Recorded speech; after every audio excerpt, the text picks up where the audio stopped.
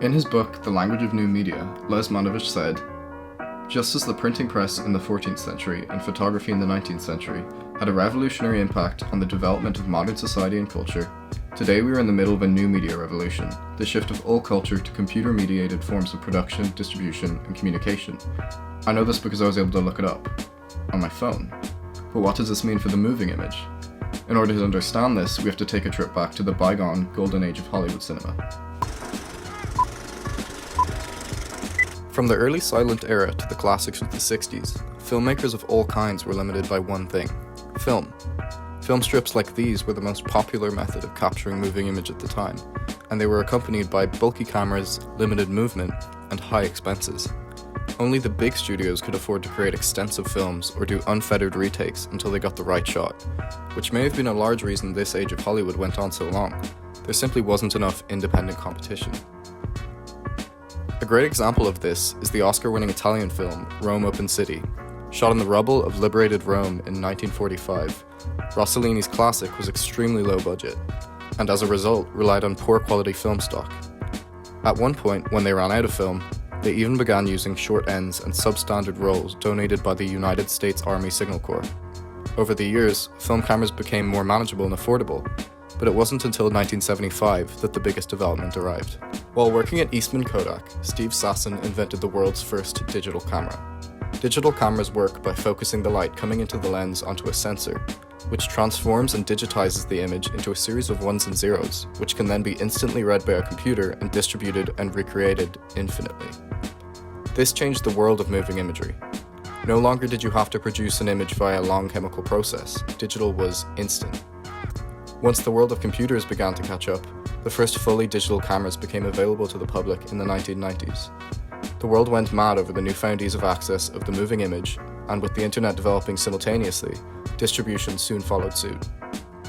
Digital cameras continued to develop, becoming cheaper and smaller as the years went by.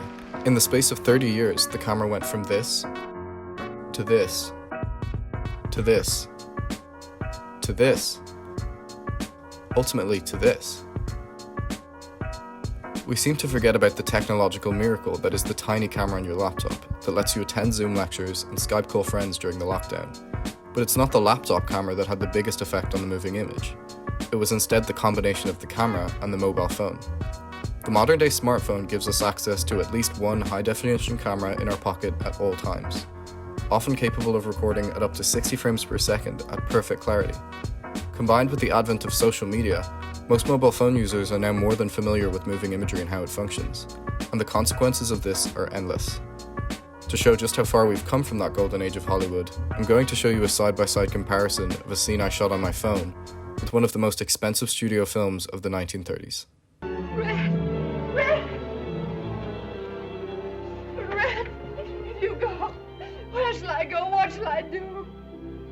Frankly, my dear, I don't give a damn.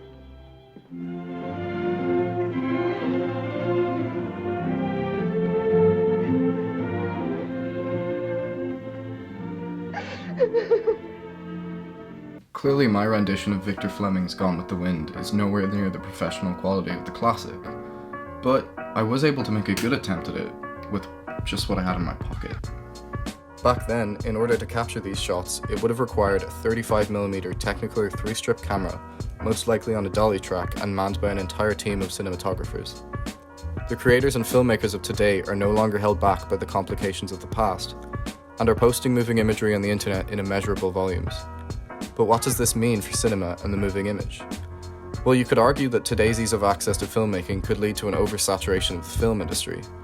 But others have argued that Hollywood has not only transitioned successfully from analog, but is thriving in the digital age, which is hard to deny when films by the likes of Disney are hitting billion-dollar box offices on the regular. The only thing I can say for sure is that the next generation of filmmakers will arise from a completely different world to that of the period of classical Hollywood cinema. And with them, they'll bring a limitless measure of talent and familiarity with the moving image. Don't believe me? Just download TikTok.